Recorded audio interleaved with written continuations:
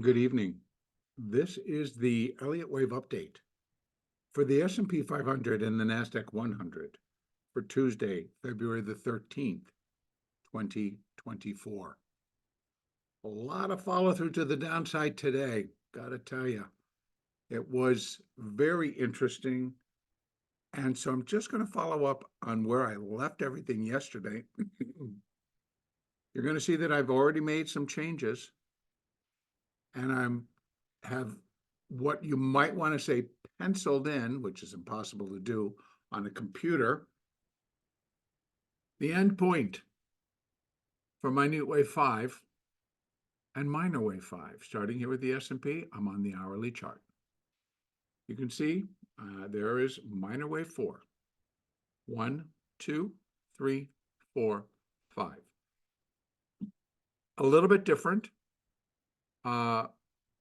And it was true. I had it here, and that did kind of leave wave 3 to be the shortest wave. And so I fixed that, and I moved it out. I moved it up, actually, to a clean 5, put the 3, put the 4, and then the 5. And so what I ended up having is I moved it from here. I thought this was all pretty corrective, and it still is, actually. But I'm just going to leave it as a 1, 2, 3 internal, 4 internal, 5. So, and the 1 is all the way down here. So before you start getting excited about that, it is going to work. It's not, I don't believe I'm forcing anything. And one thing I want to add to why, another reason why I put my 5 and the minor 5 and leaving it there for right now, because really what comes above this is intermediate wave C and primary wave B. Now, pulling this open so we can see internally on here, 1, 2, 3, 4, 5.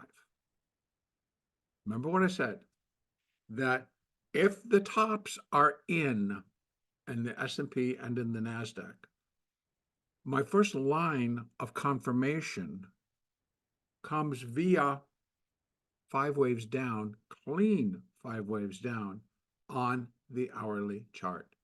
And that happened this afternoon when the market dropped down and in the S&P reached 4936.50. I believe that was exactly the low. It sure was. So, and then it launched off of that. I mean, it launched pretty hard. But what it's doing is a wave 2. So I put down also the fib retracements that would go along with a wave 2. Normally we're looking at between 382 and 62%. We're looking between here and here. Now, being that the market just loves to believe that it's always bullish, it doesn't surprise me to have them run like they did at going into the close, just really move the market up pretty strongly. It's not unusual to find that you're going to have a lot of buy at the market, buy on the close orders, plus just a lot of getting things put together for a close that was not going to end up down at the lows, but higher. So again, here we are. Now, what I'm going to add also to this decline today, which really started here and then followed up all the way down into there, the breadth of the market via the New York Stock Exchange was 11-to-1 negative. So in essence, what we're seeing now is the opposite of what we saw last May and then again in November with the big breadth thrust indicator, which showed a huge positive.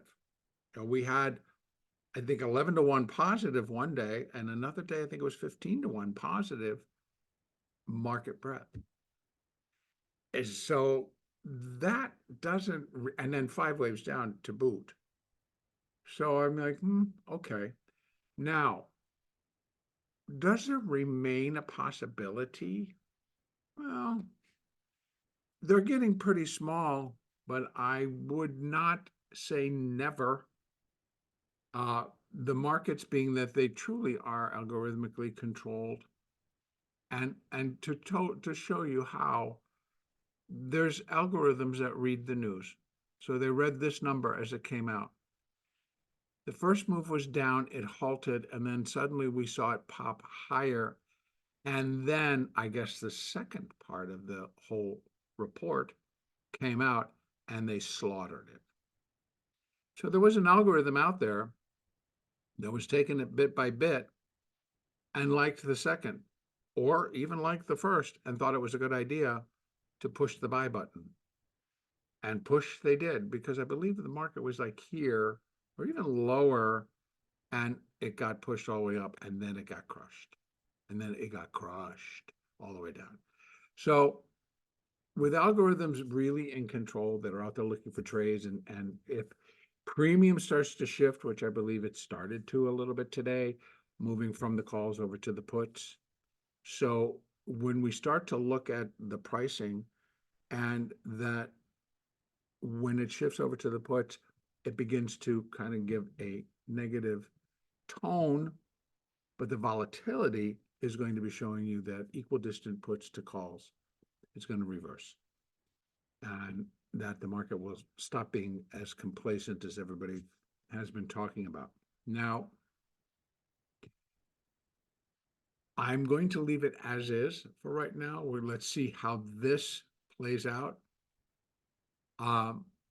It very well could be wave one, the absolute very first wave one coming down, and we'll look for an ABC up. And again, here are our numbers: 4986, 5001, 5017, 618.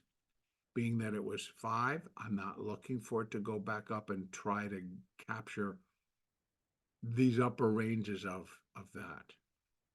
Now, something else that I will add, I talked about yesterday, in the SPX was the call wall at 5,050. That call wall, in my view, got tested with the high being 5,048. The fact that pretty much very almost instantaneously, the sellers moved in. Now, yep, they played it into the close right here, and then we get the overnight. And then it started again over once Europe opened. We got a nice little hard down, and then they kind of held it into here until we got ready for our number.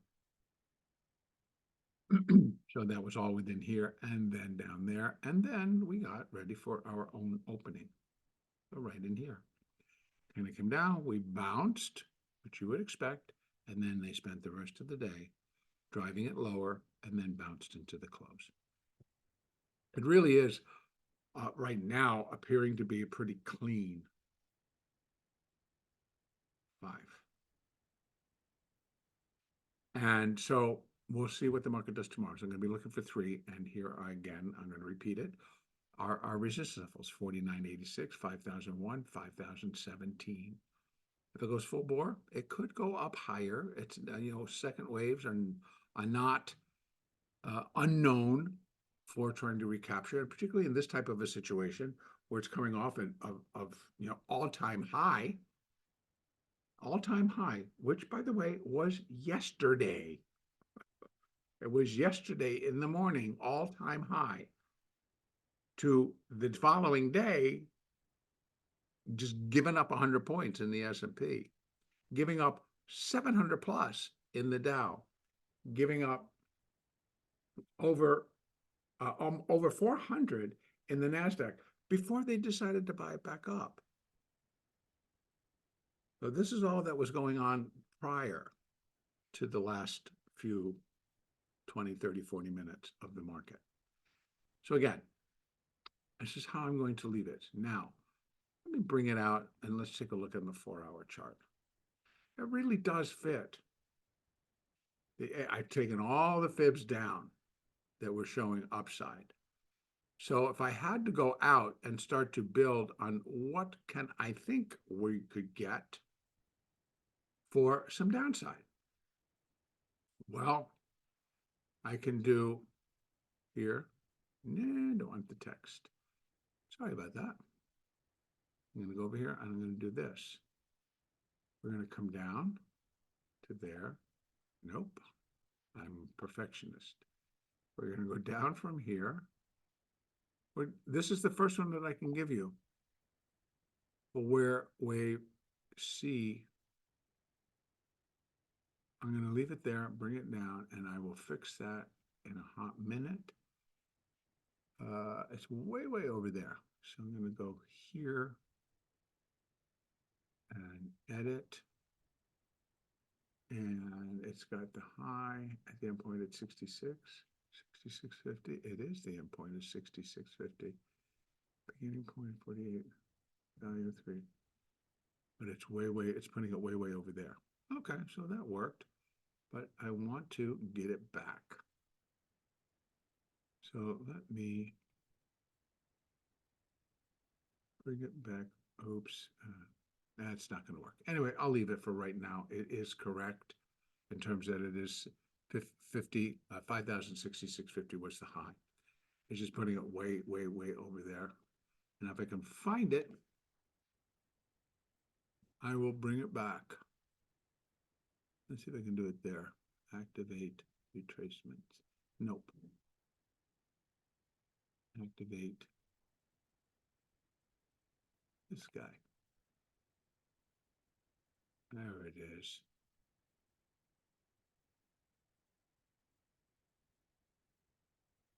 There. Okay, so what do we have? Now, if we are in the beginning stages, what can we expect from a primary C wave? Well, if again, let's go back out to our weekly chart. If again, we're looking here, and where wave C would be equal to wave A, look what it is, 37.60. Now, should we expect it most likely at least a flat or a little bit more? Yeah, we should. And that's 35.02. That one right there.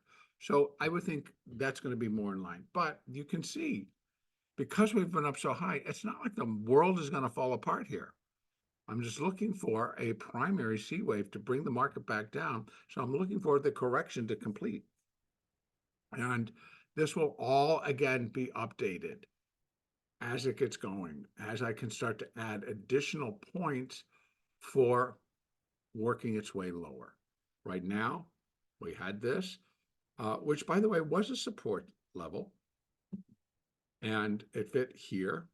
And the market did kind of come into fourth wave of one lesser degree. And so, in fact, I hit it right on the nose, right there. You can see it's right here, went a little bit below, and then it raced it back above. So we're going to continue. I'll continue to use my price points. I'm going to continue to use, but it's kind of, we're doing a little bit of fibs in reverse, where I'll be working it lower per how this all starts to weigh out. So in other words, once I can get a wave 2, then I can go here to here to here and start to measure down where a wave 3 would then be expected to come in, and etc. And we'll continue to work our way until we build it out a little bit. But we have some initial fibs for the whole bigger move, that whole primary C wave. Now, here we have inside here, you're going to see, this is the hourly chart. It all begins to turn. The 50 has turned, the 20 has turned, the 20 is now below the 50. The 200 is still way down here. The 100 broken. The 200 actually was broken today on the hourly 200. So it might go back and get up to it, which again, look where it sits, resistance. And look where the 50% resistance, 618 resistance. So we're going to see how that ends up. Let me go out and just take a peek at the daily chart. And we're going to go from here, just open it up so I can see in between. We actually just broke the 8. We closed below it. We got the 20 just sitting underneath today's low in the S&P. So I would say that if we swing back up, finish it as we come down again, that might start to really create some additional, a harder downside flow if it breaks there, or wherever that 20 ends up. I'm sure it's going to start to rise with the market should we do an ABC. Okay, but small negative candle right at the top yesterday. Gave us a clue we're going to possibly do this, but he gave it the benefit of the doubt. It's just going to be a pullback and then we'll race again. Didn't happen. So I am thinking it is complete. And I will fill it in once we get additional confirmation. I've done this before where I filled it all in and had to take it out the next day. So, but my feeling is we are done, and that's where I'm labeling 5 and 5. Over in the NASDAQ, it is again the same story. Somehow I left that guy up there, and I'm going to remove it. So again, taking them all out. Now, again, fourth wave over here, I did kind of adjust this just a little bit. But there's that 5. So it is also, I think, done basically because it's come all the way down below what would have been labeled wave 1. So it can't be this. There remains, and I'm going to see, but I truly do not like the diagonal count. And that would have pushed the 1 up to here, the 2 up to here, and the 3 up to here. Now, again, I've gone back and I wrote, not that it's a hard and fast rule, but that because this would be a diagonal minor 5th, and the 3rd within it would have been the 1, 2, 3 shortest wave within minor 5. Now, the way I believe they're constructing the statement is that within the whole move, right? So this is minor 5 of a 5-wave move, that wave 3 cannot be the shortest. And it's not. And it's not. So I would have to say that if this all works out, so in other words, that it's the 1 is here, the 2 is here, the 3 gets moved up to here. So it's ABC1, ABC2, ABC3, and now we're going to get an ABC4. And 4 can overlap 1, which is way down here. And then we get a finishing 5th wave up. That is, in my world, is going to remain an alternate. I am feeling that here in the NASDAQ as well. Very, very negative breath today. Very, very negative. We saw some damage being done. It's like, okay, we're done. We're not going to go up anymore. So everybody's going to go try to take their profit. And we're going to see what the follower does. Now, let's open this up a little bit and see what we can count. Do the same thing. 1, 2, 3, 4, 5. So that being the case, we're going to go here. Oh, come on. And put on our fibs. If this is going to be 1, excuse me, where can, excuse me, where can wave 2 come in? Well, wave 2 would be an ABC up, and normally 382, 50, 62. In fact, actually, I include that just because, but the true norm for wave 2 is 50 to 62%.